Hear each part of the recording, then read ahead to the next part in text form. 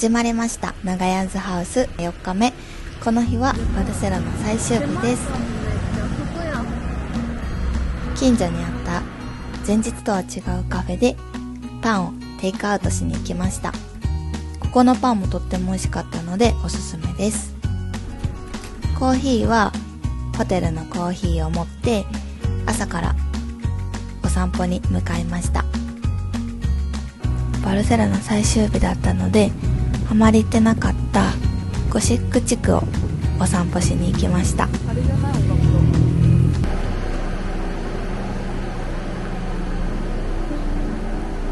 こはバルセロナ大聖堂で、現地ではゴシック大聖堂と呼ばれているみたいです。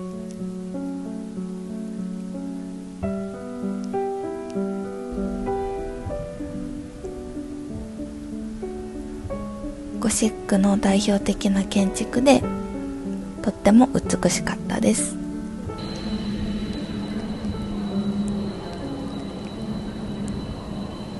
道を進むとまた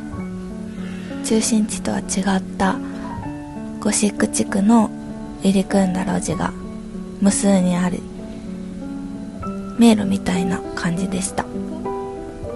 朝から散歩してたのでとっても静かで、この日は日曜日だったのもあってお店も閉まっていました。ローマ時代から町の心臓とも呼ばれている場所にたどり着きました。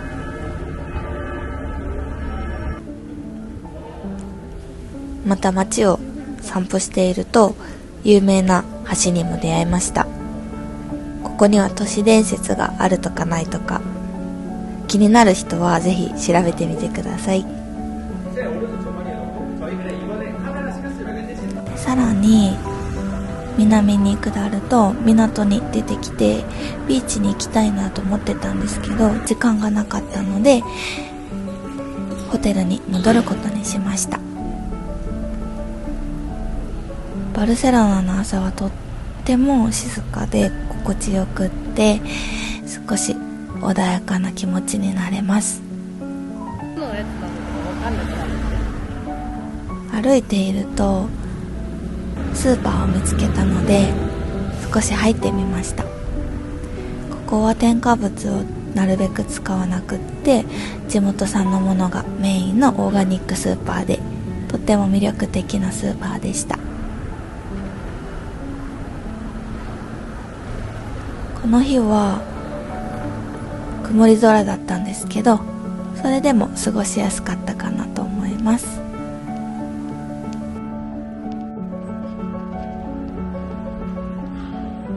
カタルーニャ音楽堂も中には入れなかったんですけど見ることができてとっても綺麗でした。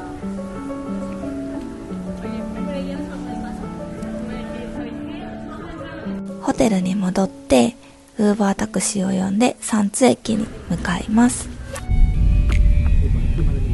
ってもバルセロナが楽しかったので少し名残惜しい感じがしていました。サッカー観戦も予約はしていたんですけど日にちが変わっちゃってこの移動日にかぶっちゃったので見ることができなかったのでまたいつか見に行きたいと思います。今回はマドリードまでは高速鉄道で向かうことにしました。手荷物検査を終えて電車が来るのを待っていました。マドリードまでは3時間の移動でキャリーケースは早い者勝ちでここに置けるのでなるべく早く行った方がいいと思います。で座席はまさかの後ろ向きかつ4人席でちょっと気まずく3時間過ごしました。車内販売もあってコーラを飲んで一息つきました。私たちはあえて飛行機を使わずにこの街並みを見たいなと思っていたので3時間かかるんですけどマドリードまで電車で移動しました。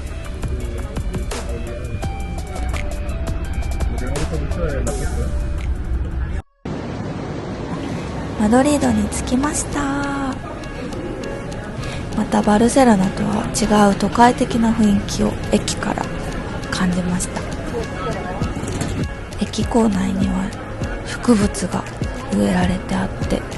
とっても綺麗な駅でした。ウーバータクシーでまたホテルまで行こうと思って、ウーバーが来る位置が決まってたので少しご紹介しておきます。エスカレーターを上り、正面出口を抜けて、この突き当たりを左に進みます。建物に入って一つ下の階に降りて P2 っていうところを目指すと、ウーバータクシーが止まる場所があります。一応アプリにも地図は書いてありました。マドリードはすごい雨が降ってて、とっても寒かったので、バルセロナとは全く違う気温感覚だったので、そこは気をつけていた方がいいかなと思います。ホテルに到着して、ここのホテルは無人でチェックインもオンラインで済ませれるシステムのホテルでした。こ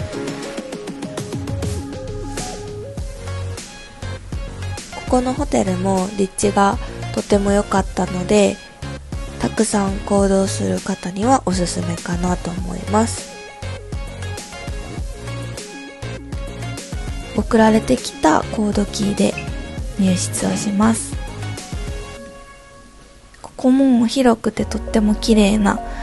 ホテルだったんですけど、シャワーが長時間使うと水しか出なくなってて、でまた使い終わるとお湯が出たりしてたので、そこだけちょっと注意点かなと思います。キッチンがついてたり洗濯機もついてたので、長期滞在の人とかは助かるかなと思いました。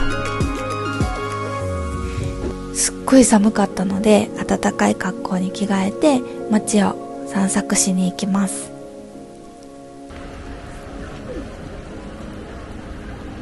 バルセロナとは全く違った街並みがとっても新鮮なマドリードを散策していきます。偶然サッカーショップを見つけたので入ってみると、歴代レジェンドのユニフォームがたくさん置いてあって、サッカー好きにはたまらない空間かなと思います。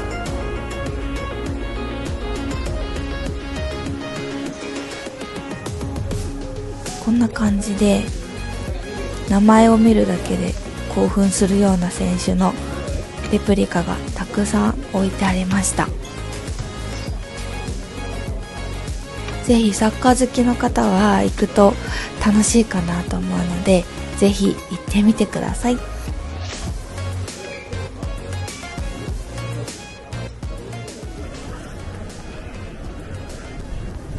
マドリードの中心地プエルタ・デル・ソルを抜けて、雨に濡れながらもマヨール広場に着きました。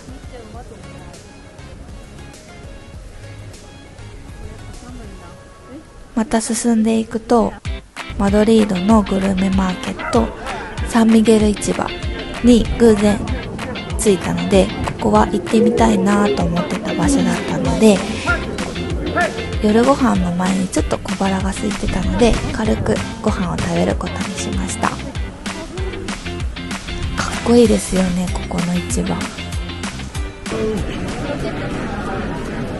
すごいおしゃれな市場で、見てるだけでかなり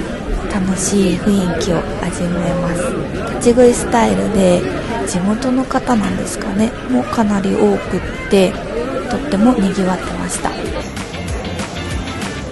見てるだけで楽しいですね。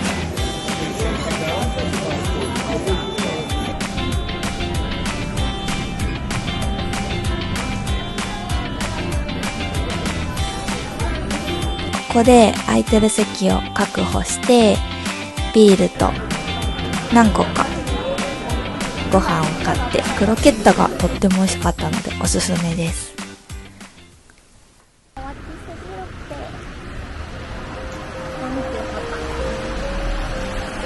ご飯を軽く食べた後に散策の続きをしていきました。す少しライトアップされたアルムデナ大聖堂とか、とってもおしゃれで、また進むと王宮が見えてきて、ヨーロッパで最大級の宮殿とのことでかなり大きかったです。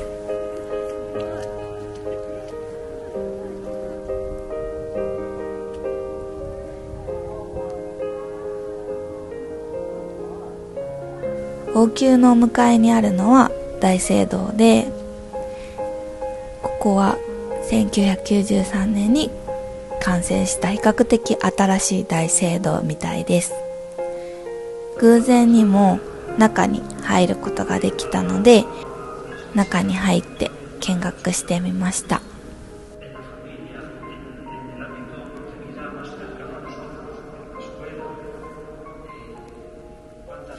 とっても綺麗で、観光地としてではなく教会の本来の姿に出会えたなと思います。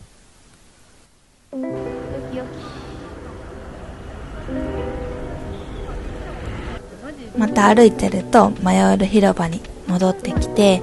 夜のこの感じがとっても綺麗でした。ここのキャンディーショップは多分バルセロナにもあったかなと思うんですけど、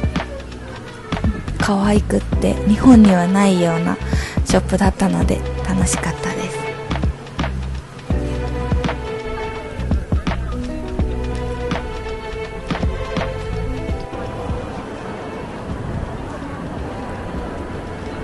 マドリードはバルセロナと違うなと思ったのが、とっても都会的な雰囲気がありました。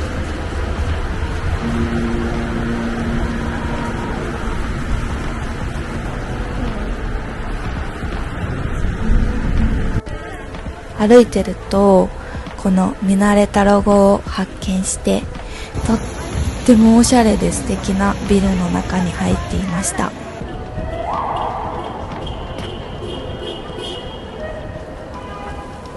夜ご飯はここでパエリアを食べることにしました。スペインに来てからパエリアを食べていなかったので、初めて本場のパエリアを食べてみました。ビールが夫は進んでいました。デパートに行って地下にスーパーがあるので、そこでお土産用のお菓子を見ていたんですけど、欲しかったものが見つからなかったので、